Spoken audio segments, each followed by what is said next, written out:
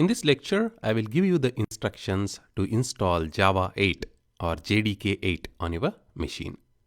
To do that, launch your web browser and do a search for Java 8 download. Click on the very first link which says Java SE Development Kit 8 downloads, and you will go to the Java downloads page. Scroll down and you will see different versions of downloads here. This is what we need, Java SE Development Kit. We don't need the samples and downloads. Accept the license agreement by clicking on the radio button, and you have different downloads here for different operating systems. If you are on Windows, you will download the EXEs and simply double click on the EXE and keep clicking next, and JDK will be typically installed under your program files. If you want to change that, you can change that during the process of installation.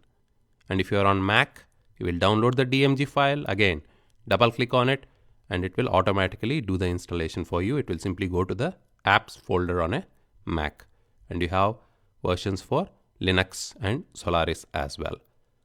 So it's that simple. Download.